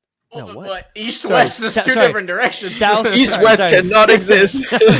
Southwest. It's southwest of Violet is southwest of Violet is the ruins of Alph. Right. So that is kind of, I feel like the ruins of Alph is still part of the scope of this section of Johto. It definitely is. There's even like a little route that connects the route below Ekritique to the two ruins of Alpha and the route below Violet. Like there's a little shortcut you have to. Yeah, I think it's either there's another Pseudo-Wudo or you cut a tree or something. Yeah, I think it's it's a little. See, Ekritique's right there, number 4, and number 1 is Violet. So you see, there's Route 38 kind of connects the two. Yeah, as well as the national park. I'd love to see the national park there. Yeah, that's true. I guess that could be there as well. So I got on the map. I got on this page right now. You've got Ekritique City right here, and it could just cut down. It could cut to the right underneath the ruins of Alph, and kind of within there you get Violet City, and then it just cuts up. So you get Route 45. You got Blackthorn City. You got, I guess it would have to go really far to get Mount Silver. I mean, they can always tweak it. That's half the region, right? I guess. Honestly, that's half of They Johto. can always tweak it. Seeing you're saying this, and I'm thinking, like, do they go ahead and include Olivine? Because the Whirl Islands is central to Lugia, and also you have a sea route by doing that. You know, you don't want, like, the game completely landlocked. They always like a beach or coastal area. They can always do the whole region. They can really do the whole region. Like, it's hard to cut out different parts of it, too, because they're all, like you guys were just saying, they're all, like, kind of integral to the story. It's small. It's like they can just do another Hisui thing. They can, but it's just an issue of if they want to past future it and allow us to see it in the present day and the past, you're making the region twice. And that's why I was saying if they do that, I imagine they're going to segment off a piece of the region. But it could be they do that and they just segment off a part of it for the past. Like, imagine the area you're describing, Dusty, is the past area. But then you're able to do the whole region in the present, or vice versa. Sure. Yeah, or just little parts. It doesn't have to be open world, you know, like it could just be like they're the sections of Hisui kind of thing, but they're like this section is in the past and this section is in the future kind of thing. So, or even like the present could be entirely set within like Ekritique or something, and the past is the whole region. And the idea is you might have to go to other parts of the region to affect modern day Ekritique. That's good gameplay stuff. Yeah, that would function just like Legends Arceus, where it's like it's as if you're playing Legends Arceus. And anytime you're in Jubilife Village, it's modern day. But as soon as you go to that and you select which part of the region you want to go to in Hisui, you go back in time. Which I think functionally as a game, it's exactly what we're describing. Right. You know, Ekritique. And then right at the end of the game, you get to time travel within your hometown that you learn to, like, you learn it inside and out, right? Modern day Ekritique City, you learn it inside and out. And finally, the final climax is you get to go back in time to see the legend of the Burn Tower, of the clash between Ho-Oh and Lugia, right? And because you know it, this main hub of Ekritique so well, when you go back in time, you get to actually see the differences and realize, like, oh, there is like a lot of crazy stuff going on, right? This is fun, yeah. And then again, it's like we got Mount Silver up top. Again, I love the idea of like a 30, 40-year-old. Yeah, I do like that. That's like red. Yeah. And he's not wearing a ball cap. He's just he's an older gentleman. No, you got to have the ball cap. He's a veteran trainer. I like more that it would be like his ancestor kind of thing, where we go back and we face the same kind of thing. Past and, like, I do have to mention as well, like, I think that with Legends EA, they threw out a lot of stuff with that was in Arceus. So it's like, what's the gimmick for this game as well? Where this would be a question that is for any Legend, like creating any Legends game. Like the next one, would they just do regional forms again, or would it be like this entire game is all about the lookalike Pokemon, like the convergent ones? Like all of the forms that you get are actually like convergent ones instead, or something like that, or Gigantamax. Like Gigantamax has happened in the Johto region, and that's not what you're getting. Or Paradox. Any of these things, I think, could be what, not all of them, but one of them, like the main feature, because in Legends EA we get megas, right? That's true. That kind of thing. Real quick, I just wanted to let you know that we have brand new Mega Evolution designs on our merch store, shop.hiddenpowerpodcast.com. New merch out right now. It's this beautiful blue and pink design, bold font in the back. The pink color was kind of a late add in the design process, but I think the pink is so nice both colors together remind me of like summer nights, like the cotton candy sky, but the pink is so clearly tied to Mega Evolution. Very rogue Mega Evolution. Absolutely. Right? Mm-hmm. I can't wait to play Legends EA, and I also can't wait to order and receive and wear my new Mega Evolution t-shirt right now, available at shop.hiddenpowerpodcast.com. Thank you so much. Go get one. If you want to support, links are in the description. See ya. You have, with the Johto games, we know about this game more than like really any other region. Maybe not now, thanks to the Terra League. Right. We know all these beta Pokemon that at one point existed in Johto's development. How like meta would it be if Game Freak just bit the bullet and realized that we know them all? We know them, stop trying to hide them. We know they exist. And just bring some of them. I know they won't bring all of them back. I don't expect them to bring all of them back, but bring some of them back as new Pokemon only encountered in Johto's past, as a kind of meta reference to the fact that these Pokemon only existed in Johto's past. It doesn't even have to be new Pokemon, because most of them are like forms or evolutions or Pokemon. They're but they can related make to ones that existed. They can make new designs or regional forms that are in reference to the beta forms. The ones I'm most interested in are the ones that are like kind of standalone designs, like the little wolf one. I love that one. A sheep and the tiger's a classic. A wolf in sheep's clothing. You got the electric tiger. The voodoo doll panda. Yeah. I think that became Shuppet in the end, but yes, I agree. I can see that. It's so different that they could do it. It's crazy that Leafeon was originally in the game. I think also, the fire seal, that could be something. Yes. Yeah, the fire seal people love. I think you jumped ahead with this though, because this is like a whole nother thing for me. But I guess it could work in Legends as well. Like if they added them in as new Pokemon or new forms. I was thinking like in a potential remake, they could do something like this and just add these. Like these would be the special thing that you get in a remake. Yeah. I just think it would be fun to do it for Legends specifically by setting it in the past and having these there, because it's a meta reference to the fact that these Pokemon existed in Johto's past development, but also they existed in Johto's past, My whole point is like, I would take like just a bland Johto remake that is like BDSP and just drop all of these in it. Like these are the new thing that's in it, and that's it. I would be so happy. That's just my personal thing, where it's just like, okay, give me all these. They would never do it, but it's just like a dream of mine, where it's just like, they had all these in it.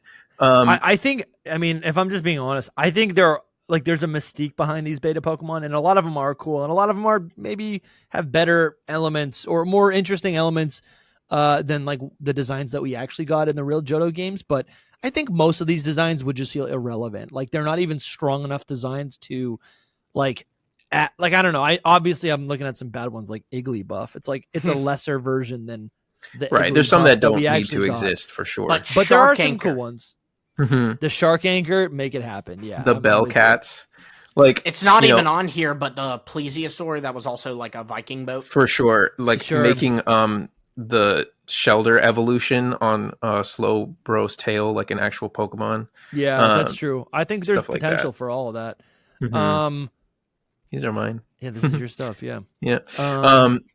But yeah, the point of all that as well is just fitting in what we would get in this game, like new Pokemon wise. Like because it would be really cool to go back to getting like a new Pokemon. You know what I mean? Like a third legendary would be a brand new Pokemon, whether it be like a Paradox or like just a full out brand new Pokemon. And that can happen for listeners. That can happen. We got new Pokemon, straight up new Pokemon like Enamorus in Legends Arceus. Like they can give us brand new evolutions, brand new separate forms to coincide with like existing legendary groupings.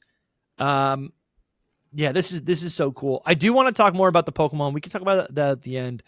But I think honestly, I feel like we fleshed out the idea of like a Legends game pretty good. It just kind of came together a little bit too easily.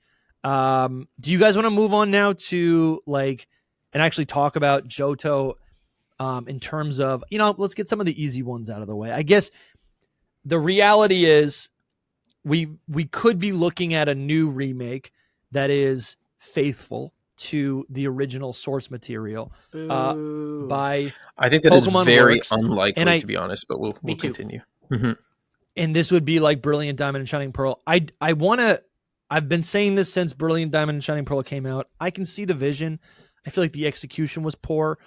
It's fine. Like, it's a game that is just fine as a cash grab and puts the experience on a modern console. I think Diamond and Pearl are just not that good, and that is why BDSP suffers. I actually think if that was a Johto game, I would be getting a lot more mileage I'd out buy of those instantly. remakes. Yeah. And I think there's also a possibility for them to like do new things. Like if we like in BDSP, we got access to all of these mythical Pokemon right from the jump, right? New clothing options right from the jump. You have the entire underground. Like there's like a catch-a-thon at the end for all the legendaries. There are new elements that they add to BDSP that I think a lot of people just forget to engage with. And so I think if Heart Gold, Soul Silver, or even Diamond, Pokemon Gold and Silver, right? Like they could remake the original games for all I know. Like if they were to do a faithful remake, I still think there is hope that the games are maybe not so lackluster. I think they could they could recreate the game, put it on Switch 2, and actually add new features. Not a ton of, I'm not saying a ton of new features. It wouldn't be a reinvention, but it would be, they could do something else. I also think the reception of BDSP, I don't think Game Freak's like not listening to us. I do think the reception of BDSP is something that they probably took in, that they may take into account. And so they might not market the game as a faithful remake. They might be like outsourcing a remake of Johto, and it still might be chibi. It still might be top down, which I actually think there's merit to that. They might go above them. They might actually, add more to the game, additional features, all sorts of things. Heart Gold and Soul Silver are great. If it's that game and a little bit more, I think we'd be happy. I think they would if they did just a faithful remake, which I don't think is likely because we have Heart Gold, Soul Silver. Like it's already a peak experience that they don't need to just remake, like just plain. They would probably do Gold and Silver if they did a remake, not Heart Gold, Soul Silver. Sure. And it would just be a faithful remake of that. I think already it's better just because it's Gold and Silver than Diamond and Pearl. But at the same time, there's not much to talk about. Like it would be just a recreation. So it's like, it would be something, but it's just a cash grab in the end, and like a revisiting the region. So what we want is more of an ORAS situation, right? Yes, I think that's it too, because we've seen this game from top down twice now. I would like a remake that's brought into the, like, let me see Johto in the modern engine and in the modern look and feel. I think a lot of people want that. I do think if they did a Gold and Silver remake, like they remade it like that and stuff, Heart Gold and Soul Silver, you could see some elements in the same sense that in Pokemon Diamond or Brilliant Diamond and Shiny Pearl, you could do the platinum outfits for your characters. Yeah. That was kind of their platinum reference. So I could see like maybe the player selection screen, you can select Ethan, Crystal, or Lyra, like as a kind of reference to both those female characters. But also, the big reason I don't think that they will do a faithful remake of Johto is because again, we're assuming this game would drop in the 10th generation, so within the next 3-4 years. And I think that for the 30th anniversary in 2026, I think they're going to drop Pokemon ports. So it's like you can play Pokemon Gold and Silver on your Switch now. Why Let's would you hope. play, Let's hope. this faithful Yeah, remake of it? sure. Why would we make that when they can just buy Gold and Silver? That would make the most sense. But it also, at the same time, if they never do that, and even if they do that, they might still think in their minds, we need to bring this to the new generation because it's been 18 plus whatever years since a kid has played Johto. Like, a kid has not played it, because there literally could be 18 years is like a whole lifetime already. So, like, there'll be kids that have never played the original Gold and Silver, so they could just be like, we're going to do this so that they can play through the original Gold and Silver in a top-down chibi style. I think top-down chibi style is fine. I don't mind it that much. I think the way they went with, like, Ilka went with BDSP is whatever, but they can make it a little more stylized. It'd be better just because it's Johto. If it was more literally stylized and it felt more intentional, and there was actually a creative pen behind it, I feel like BDSP could have been really, really cool. Yeah. You know? I want to say this, like, I know we're talking about the Pokemon later, but to me, the bare minimum, if they did like a faithful remake and just wanted to give us just a little something, and it is more than a little something, but if they wanted to do it, I think that all of the new things should be in all of the new Pokemon. So like, Dunsparce, all the remakes. Dunsparce should be able to evolve into the Dunsparce in this classic faithful remake, and that's it. Like, everything that we've gotten, there's so much Johto, dude. Annihilate could be in the game. Yes, I'm totally they've been stocking up the Johto Pokemon's like new forms and evolutions, because Johto as like a dex, they're pretty basic. Like, there's not a lot. They're pretty incomplete is what I should say. Like, there's a lot that is left to be desired. I love them, but so many first stages and single stages that feel like they can evolve further, and they have been giving them to them now. I mean, we got Ursaluna already too. Like, this, I want to see Ursaluna, I want to see Sneasler, I want to see all of them back, kind of thing. And those are like, those are more complicated ones, but Cleavor. And those are some of the elements that like felt silly in BDSP, where it's like you can't even get Sylveon. Yeah. I'm like, if I can get Eevee, Fairy type exists. No, does Fairy type exist in BDSP? It does in Brain and Chat Pearl. Does it? Then it's like, give us Sylveon. Like, what are we doing? It was so dumb that they didn't do that. So that's like the bare minimum. And they decided to leave it out. I think so. My pitch is just BDSP. Like, it's an attempt at something. I do think it was poorly received, but I'm half expecting. I do think this could be the future of these. Like, this is just like I look at it as like a +1. Like, it has. Yeah, maybe they may never make another one ever again. Maybe they made BDSP to hedge their bets in case people didn't like Legends Arceus, so Sinnoh fans still feel like they get their remake game. And because everyone loved Legends Arceus and it sold as well, pretty much as BDSP. Like, I think it was like maybe like 1 million less copies, but it still hit like 14 or 15 million copies, right? That's a success. That's a success. Then that's why we're not getting X and Y ports alongside Legend ZA. But I still think there's if they're not going to just port all these old games, a fresh coat of paint and a new engine, and being able to play these experiences in HD on my Switch 2, like, that's all I want. I want attention for these older regions. I think they're important. But okay, that's my pitch. I think BDSP is, I think the blueprint it has potential, but I think there's also a little bit of a potential for a completely random game, and I'm not even going to get into that. But there's we could get something completely different, like a completely different like style. Oh yeah, you mean like a whole different thing that we have never thought of before? Yeah.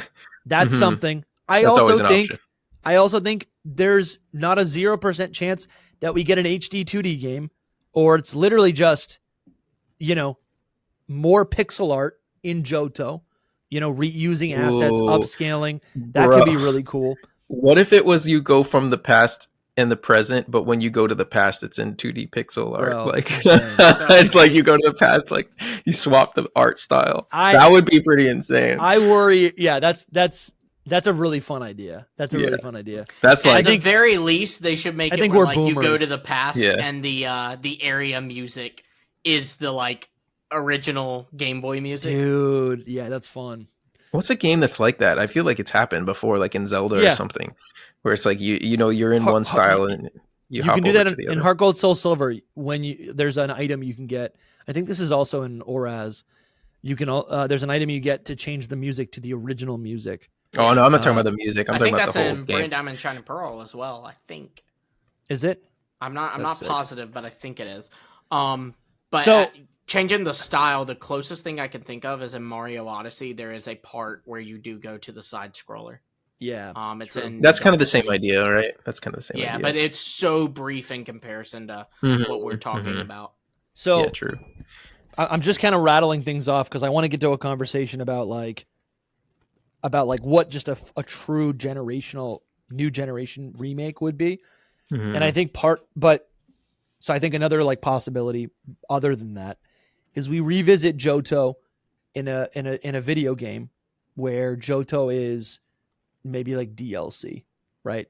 And I think there's a lot of ports in Johto, and we could see a situation where you travel to Olivine City and get to experience a little bit of what the Johto, experience, the ethos is, right? I think Scarlet and Violet has kind of made it possible for DLCs to really go anywhere it needs to go, right? To give players a different experience than the mainline games, and I think Johto's up for that. We saw a return to Unova. It was a new location, but technically set in the Unova region, and there was like little Easter eggs in that, in the Blueberry Academy. There were like little Easter eggs, little copies, recreations of mainland Unova, so we can see something similar. I think it like gives you the vibes. I can't say that that's a remake or a revisit. It is a revisit technically, but yeah, it's just like gives you a little nostalgic vibe. But you go to this place, you're technically there, but it's a whole different thing, and it's really small. And I'm not saying see it happening a for remake, sure, but like it is a revisit technically. And you can get. I mean, they gave us new Unova Pokemon there, so it's like you could get new Johto Pokemon in like a DLC of Johto as well. Yeah, it's definitely a possibility. Yeah, and I guess the question is like, okay, and this could all be the same. Modern day, let's say generation, next gen, modern generation Pokemon remake. I think there's also room for maybe a sequel game, right? So maybe like a remake game. It's like categorized as a revisit. It's a remake, but it maybe takes place similarly 10 years later, or I guess it'd be 30 years later from the story of Johto, and it's a sequel. I think or maybe it's just a remake. What are you guys thinking about when it comes to like a modern engine game? It's been at least a decade, since Omega Ruby Alpha Sapphire. It's been over a decade since we've had an actual true blue modern generation remake. Yeah, it's like it's weird because they've like evolved. I do want to say something before we move to that. I just keep that thought right in your mind. I just want to say that with the DLC idea, if we really think that Gen 5 remakes should be next, like that's really what should be next in the whole pattern of Game Freak's life, whatever. So Gen 10 should be, Gen 10. I disagree. Then Gen 5. Gen 2 should be next. Gen 2 should be next because we just had Sinnoh, so it should because of what? Just because of like, I don't know about that. No, I think so Gen 5. I'll tell you. In the same way that when we were done with Hoenn, the next thing was Kanto, because after Hoenn we had Fire Red and Leaf Green, and so then after Kanto came Diamond and Pearl. So then we had Sinnoh, Brilliant Diamond, Shine Pearl. So next should be Johto. Yeah, totally. You could say it's irrelevant because Kanto doesn't count because Kanto gets special treatment. But I would say Johto is half of the Johto game is Kanto. So and all the new Pokemon evolve from the Kanto Pokemon. I think there's definitely an Johto argument there for sure. There's definitely an argument. I want that, but I'm just saying for the sake of my point. Just say that a Gen 5 remake is next after that in Gen 10. So there's a possibility that in Gen 10, the DLC, you could go to Johto in that DLC, because it would be so long that we haven't been to Johto. Yeah. And it'll still be even longer because the next remake game would be a Gen 5 remake. Yeah. So it'd be even longer that you would wait to go to Johto. I could see them putting some kind of Johto like content in Gen 10.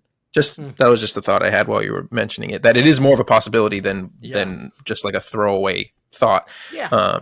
But anyway, to go back to your point of like what the proper remake would be, I think that remakes have constantly evolved throughout their pattern history. You know, like because it's Fire Red, Leaf Green, then Heart Gold, Soul Silver, then ORAS. ORAS is like a whole different thing, and then BDSP is like, what are we doing? Devolving. You know, so I don't know. Yeah, it's devolving. I think you're right. I think a remake, the point of a remake is to at the end of the day, the point of a remake is to make more money, right? It's to repackage something that that's the point of the whole thing. yeah. So like the point of it is to take a game that's beloved, bring it and make it a modern experience, right? Like make it make sense in the current landscape of technology and what players expect. And repackage it and give it to like new players and expose it to new people. The point of Fire Red and Leaf Green, there was a technical reason that you could not connect, Gens 1 and 2 games. You couldn't trade your Charizard, your Venusaur to the new Hoenn games, right? To the Game Boy Advance games. So they made a remake so you could get all Pokemon, right? And then that kind of persisted for a couple generations where the Generation 4 Johto games made sense because again, you couldn't play Johto and connect it with the modern DS games. And then I think the same thing for ORAS. Like at that point, it's a different scenario, but Generation 3 was so old at that time that they were like, this should be upgraded. We should make, like at the time we had switched over to 3D. So they were like, all right, let's take the Hoenn games and put them in 3D. And that's kind of where I think we're headed, where it's like, what is the opportunity? It's to make all these games in a 3D space. And I do think Game Freak is being kind of picky and choosy, and we're starting to see that. And they're thinking, okay, when it comes to the Kalos games, those are already in 3D. So what do you have to do to make those games actually stand out? Like you can't make a faithful remake, a BDSP style of Pokemon X and Y. I've been saying just port them in HD. And they'll feel the same. They'll be like they're playable, So no, I see a world where they have to reinvent it. Yeah, it's kind of a side note, but I could see a world where they could make a remake of X and Y where it's like fully HD, where it's like looking like Gen 10. Do you know what I mean? But I think that's Legends ZA, right? Oh yeah, it's only set in Lumios, which sucks, and it's completely different. Play style, but it's neither here nor there, right? I agree with what you're saying. I think that is the remake. I mean, I think they've left themselves opportunities to go I do back, agree with that, but I do think that is the remake. Like we're saying the Sinnoh games don't count or whatever, but I'm like, yeah, I think Legends Arceus is a remake, and I think in a ZA sense, is a right? remake. So which is weird, especially if they went off the path. Especially if ZA has the same like things going on in the game as Kalos or as X and Y.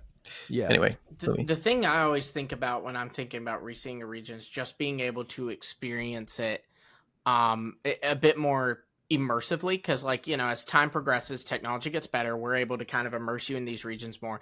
So like what I would like to see for hypothetically Kalos is just the region, but I can move the camera, you know what I mean? So I can kind of experience the region in full instead of kind of looking, because it's still, even though it's 3D, it is still like top down or side, view. You don't really have this full control of the 3D world.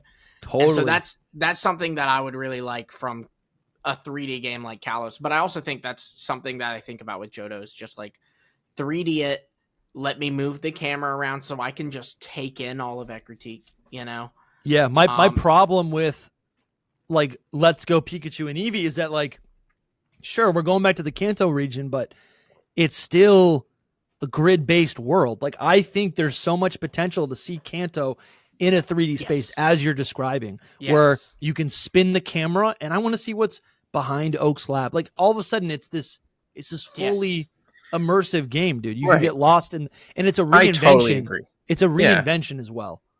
That's all that Pokemon fans really want. And like like 2 new Pokemon. Like that's all we really need. You know what I mean? But there's more that they can do. But the simple thing is that, and they don't do it. But you know, I don't know. Maybe they will one day. It's a tough place. Yeah. So what do you guys think about when we're talking about the Johto region? Like, what do you think? Oh, again, I guess if we're just talking about a remake, like a full like Heart Gold, Soul Silver, but in Generation 10, fully 3D, open world. I don't know if Johto's the right choice for that. I actually feel like, if we're talking realistically, I actually think Unova would be a more interesting game to make fully 3D. Right? I don't in the way that Scarlet and Violet was. I think they're both very interesting to make though, because I would love to see, like, dude, I'm sorry, imagine the Whirl Islands in 3D, it would be so cool, man. No, I think that's you're right. Whirlpools scattered everywhere, you know. Yeah, but I think I have a harder time with thinking about it being an open world. I don't know if these games will ever be open world. I just think it should be like open camera. You know, I can move the camera. Yeah, I think it would go more along the lines of like how Sword and Shield was. That's kind of how I see it, because Sword and Shield still had routes. I think that they would just rework the routes into like, you know, 3D. I don't think it would be open world, because if you do open world, then it is more just a Legends game. Now that said, it does have the map for open world, honestly. Like in terms of any of them gems, you know, it's all interconnected. They are recreating you can get everything. From the starting town, I can take the route above me and get to Blackthorn City, the 8th gem. You know, yeah. Mm-hmm. I guess I feel everything. Like Unova. I feel like Unova is like the region of Unova is dense. Like there's a lot of different people in side quests in different sub routes with different encounters of Pokemon. And I think that's why it has to be Johto. Hold on, don't mean to cut you off there. And you, the listener, I don't mean to interrupt your video, but if you're enjoying this episode, I have some really important news for you. Come a little closer. You're missing out on so much Hidden Power content. That's right, we actually have a secret show. The 3 of us, me, Dusty, and Soul, have a secret show called Secret Power. It's so aptly named, where we talk about more Pokemon and also just stuff going on in our lives, stuff that we have interest in outside of Pokemon, like Disney, Star Wars, Marvel, those kinds of things. All of this exists with over 48 hours of content, and you can access it. How do you access it, you might be asking? Just by becoming a channel member or a patron, which you can do for as little as $5 a month. We do have other tiers that can give you some other perks, but for as little as $5 a month, you will get access to Secret Power, our show, with, again, over 48 whole hours. That's 2 whole days, no sleeping, no eating, no pausing the video. There's so much. You can see the full details of the perks by clicking the links. Check it out. I'm telling you, there's so much Hidden Power content that you're missing out on, and I just don't want you to miss out on it. I'm doing you a solid, man. But yeah, I'll let you go back to your episode now. Again, check out the members or patrons page to get access to Secret Power. So I think open world would fit Unova. I think a Legends Arceus style game would fit Johto. I think unless they're gonna add, and it's because Johto is already so, it's like there's a wilderness to it. Like, okay, you make it open world, just a bunch of trees. Yeah. You know, but I imagine like if Scarlet and Violet was the Unova region, you know, I would prefer, you know, Unova get better treatment, but like they could actually flesh out that open world experience. And I think that's what I'm saying. If we're going to get another open world game and it's going to be a remake, it's got to be fleshed out. I need things to do. And I think in Unova, you have like the, what are they called? The hidden grottos, right? You have all these you have all these Pokemon that kind of surprise you, like fungus or whatever. There's all these like wild trainers that literally could interrupt you. I think there are also like a lot of like overworld encounters that function like legendary Pokemon when you're playing through the Unova games. I don't know. There's like the battle subway. I don't know. There's just like a lot of stuff to do. And I feel like there's not a lot of, there's a lot of stuff to do in Johto in the 2D game that we've played, but I wonder how that would translate to an open. I don't know if it's should be an open world game, you know? Yeah. That's a tough question. Yeah, I think. Open world, I don't think it necessarily has to be. But yeah, I want it to be a 3D game. I do think it should be 3D. Should be 3-dimensional. The thing with Unova though being open world is like no matter where if you start in the area from Black and White or you start in the area of Black 2 and White 2, you are segmented off before you can come into the region and get to the open world part, unless they change some things, which they totally could. I think it But could be. That is the whole thing with the the remake. A remake is them doing the same story essentially. So like things that were blocked will still be blocked. So it is hard to be like, oh yeah, this is now fully open world, but not really. There's still going to be something it blocking wouldn't be open world until I got to Nimbasa City. So what, 4th gem? That's not very open world, you know. You know, the first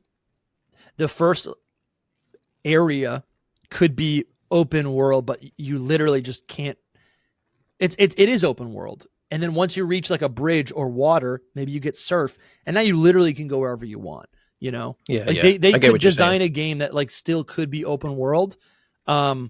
Or maybe it's like maybe you can just skip the first gym if you want. Like you have that freedom. Or I think it would just Zelda be games, you have to do a certain thing in order to get your first, I think it's like the parachute or the glider. I think you need to like do the first hour of gameplay and then the whole world opens up. Yeah, so that they makes could sense. do something It's just, similar. when we're talking about open world for Unova, like in the sense of go anywhere, yeah, like that mainly happens when you get to Nimbasa. That's when the region opens up, and it's like there's all this stuff to the right, there's all this stuff to the left, there's even some stuff north.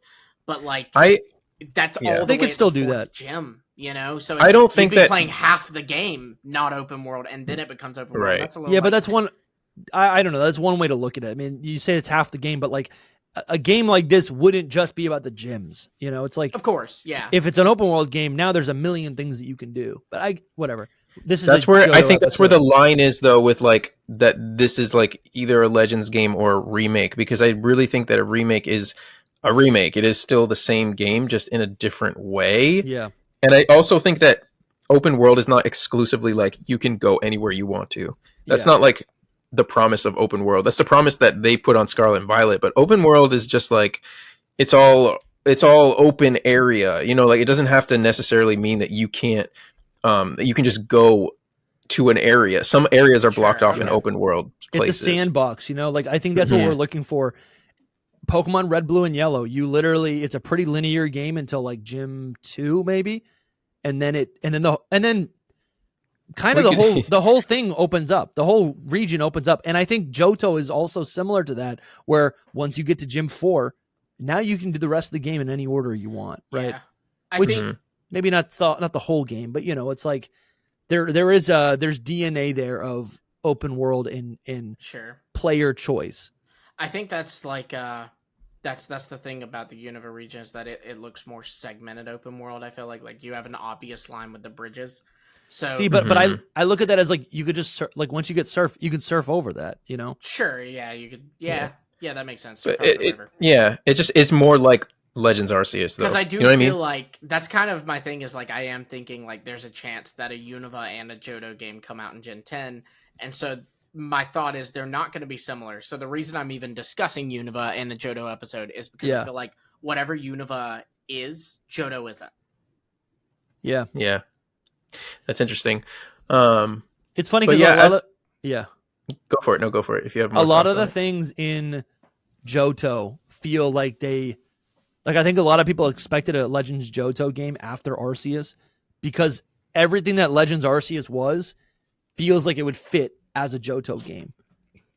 Yeah, I think a Legends game.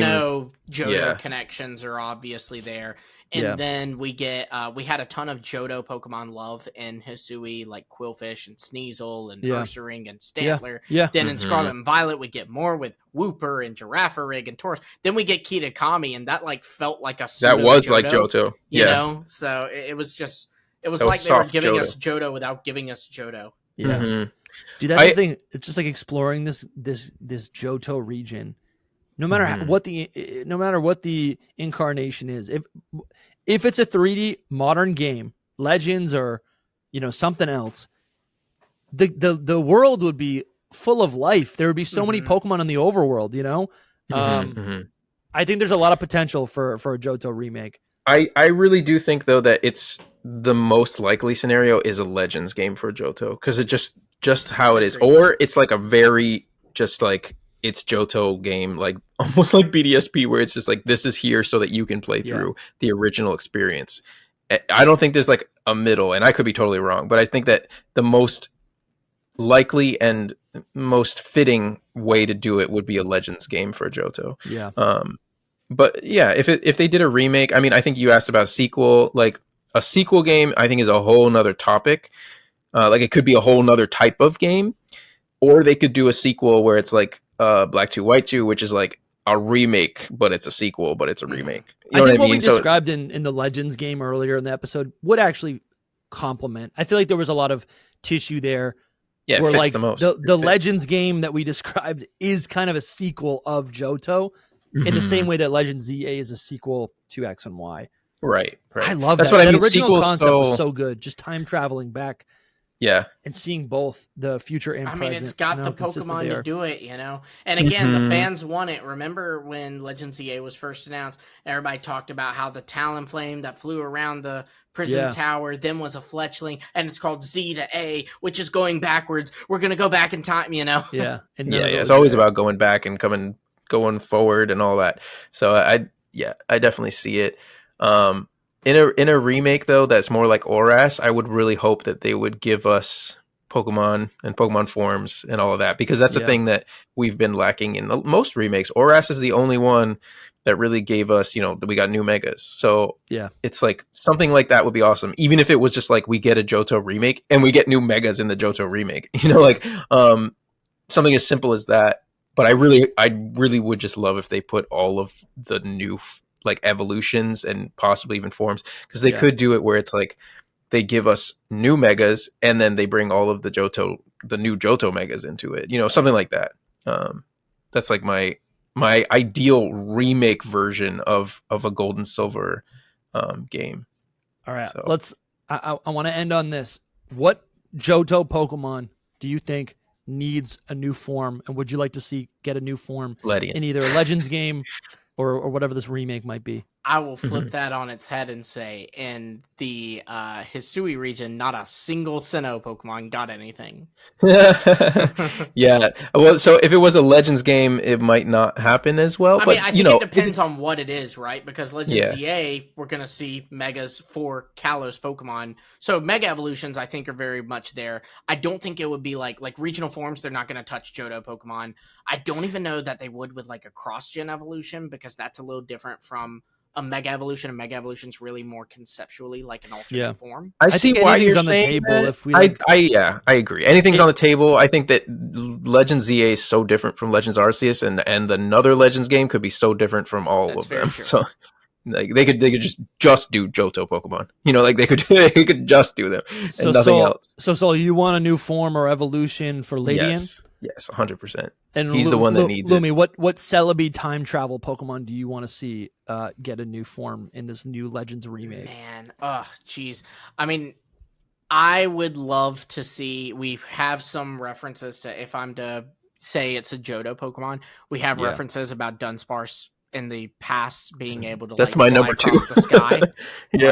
Let's see that. Let's get a regional Dunsparce, and maybe let's get a regional Dunsparce. Dude, that's cool. Yeah, I think there's still a lot of potential with Steelix or the Onyx line kind of getting a branched evolution. I think we still haven't seen Crystal Onyx be canonized in the video games, even with terrestrialization being a thing. So I think it'd be really cool. Mega Steelix does show crystal diamond material shooting out of its body. I think it'd be kind of cool to see either probably a split evolution, or maybe a time like a historical regional evolution, an ancient what are we calling those, like a the equivalent of a Hisuian form or an evolution to Onyx. I think would be kind of cool. Macargo's a good one too. Yeah, Macargo is a good one. Yep. A lot of their sea Pokemon, I think, are good as well. And we kind of touched the idea earlier, but the idea of these beta Pokemon, specifically some of the evolutions coming back, that could be a lot of fun. Yes, please. Maybe in the past, Shelter doesn't evolve into Cloyster, it evolves into Turbid, Yeah. Yeah. It's just crazy when I look at the decks, because I'm like, when you look at them, you see all of the new forms that we've gotten, and I'm just like, if they just made a perfect Johto game where they just added everything that they've ever transformed these Pokemon into now, like in the modern day, it's like a whole new dex. It's a whole new What dex. if the events you did in the past allowed these Pokemon to still exist today? So you basically, instead of Pokemon retconning their stuff, instead of Pokemon retconning their stuff, they let us do it. And so like now it's like, this is a Johto Pokemon. Like this, I'm always going to use the Viking ship as an example because I love that one. The Viking ship, it used to be in Johto's past. You changed it. It's now just a Johto Pokemon. It's here as much as Yama. You saved it. You saved it in the past, and then you go back to the future, and it's like one of the main boats, and everyone's using it, and you're like, where? That's so cool. That's and cool. You can That's do it so with cool. some of those evolutions too. Like again, Turban. There's the fact that initially Umbreon was a poison type, so maybe there's a poison evolution back then. That's cool. I think Sunflora deserves a glow up, and in the past, Sunflora was able to grow free and even taller, developing a fire type. Maybe there's some association with like the heat from the Phoenix Pokemon, Ho-Oh. Yeah, but I want to see Sunflora get a new evolution, grass fire type. I think people would argue that Sunflora and Ledian are like the number one Pokemon that need to get something in this. But I'm just looking at other things like, Yanma, like Yanmega would be here. You know what I mean? Zatu, the future sight Pokemon. So cool. Dude, even a split evolution for like Togepi would be cool. Yeah, I mean, you could go anywhere. Like how does Togepi evolve without friendship? Maybe in the past it evolves differently, It's not a fairy, but a dinosaur. If there are mega evolutions in the game, I'd just like to say that in the we know this like from this was as far back as the demo for Legend ZA. There's like a shot in the professor's lab where they're studying a lantern, and they've got like DNA helixes everywhere, which is very clearly mega coded. So maybe that's a hint to Lantern getting a mega evolution at some point. That'd be cool. That's fun. I think if we were talking split evolutions, I really would like Apom to get a split evolution that is not Ambipom. Yeah, that's not so ugly. Give it a new typing. No, I would love the beta one, like a whole lot, something like that, where it's like more of a cat monkey thing, because it's actually based off of like this South American like deity mythical creature that like has a hand on its tail. Like that's what it's actually based off of. Apom is. So like to go in that direction even more would be really cool. Mega Jumpluff. Dude, Mega Jumpluff is crazy. I really think Megas would probably be very unlikely, unfortunately. Yeah, I think just because it's the whole thing that they're doing with ZA, and it's very Kalos, like this is Kalos, Right. You know what needs some love? Sudowoodo. Sudowoodo did not need a baby form, but Sudowoodo, like, it's essentially the sequel to like a Snorlax. Like in the Johto games, the Pokemon that blocks your path is a Sudowoodo. It's even more rare because there's only one of them instead of 3. But it's nowhere as cool as Snorlax. Like I would love if Sudowoodo evolved to become like a true bonsai tree. I know it's not literally a bonsai tree, but like obviously bonsai is based on a bonsai tree. Right. If Sudowoodo got like even thicker and more like hulking and just like it kind of resembled like an old man, like an old. I'm imagining like the Deku tree. Yeah. So cool. I think that the number one things for me would be, I know I've been kind of downplaying it maybe a little bit, but what Lumi said with the beta Pokemon is like literally my dream. That's what I'd want more than anything. But the second thing is like, if we're adding new Pokemon into this, is a third legendary. Like I really would want a third legendary for this whole region. Funny. We're so different. I don't care about legendaries at all. No, third legendaries are like literally my favorite Pokemon. Most of them are my favorites. The most legendary I'd want to see is I'd want to see the original forms of Suicune, Raikou, and Entei. Yeah, I totally agree with that. That would be 3 new Pokemon, which is kind of epic. As long as they look very different. They're you know what they are? They're essentially like reverse Paradox Pokemon, or like or the reverse of like the Blood Moon or Saluna. Yeah, like Suicune, Entei, and Raikou are the Blood Moon form, really. Yeah. I was devastated when like Scarlet and Violet we didn't have a proper third legendary. Like I think it's just like a core thing. Like we need the trio of legendaries, and I always like the third one because it's like epic and like menacing a lot of times. Is there any connection between the Hoenn Pokemon? I'm sorry, the Johto legendaries, the Kanto legendaries, and like are they connected to the Gen for Legends. I guess what I'm mean, thinking you about have is the how connection with Unknown and Arceus. Yeah, sure. that's about it. So yeah, that's cool. That's cool. So what I'm thinking about is like how in Legends Arceus, the what are they called? The genies show up from Generation 5, Yeah. and then there's a fourth one added. Could there be, I don't know, Uxie, Mesprite, Azelf? I think they're pretty lame designs, but like, could they be somehow, or you know, the Reggies? I don't know. Could another trio be in the Johto region, and potentially we get like a fourth member to one of these trios? I mean, I think the legendary beasts. If you want to go that route, the Hoenn legendaries, like Kyogre, Groudon, Rayquaza, are in Heart Gold and Soul Silver. They're in the Johto region. I would say they would be off. I guess I was thinking they would be off. Oh yeah, they totally wouldn't limits, be in. because that's not like it's not one of those like sub legendaries, right? It's right. not. They are box legendaries. I don't know I if they think would want to Latios and Latias. I know they soar around Kanto and Heart Gold and Soul Silver. Maybe they do go to Johto. I don't know. I would not go with like any like legendaries from a different region. I would say the thing that they would do is, I know. I mean, like giving us new ones. I mean, I guess that is what you're talking about. That's what I'm saying. Yeah. We've literally seen it. Yeah, I'm talking about more like you give a new legendary beast, because you know there was that one beta beast that might have been the actual box legendary with Ho-Oh at one point.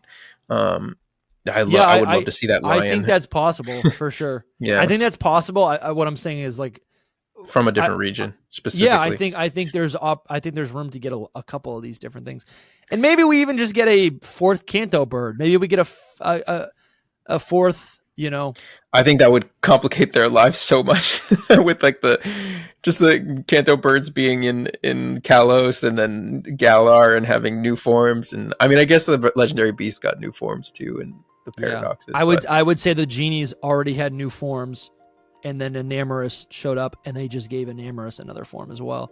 I know it functions differently. This is it right here. You ready? They give us a new Treasure of Ruin, like a different Treasures of Ruin.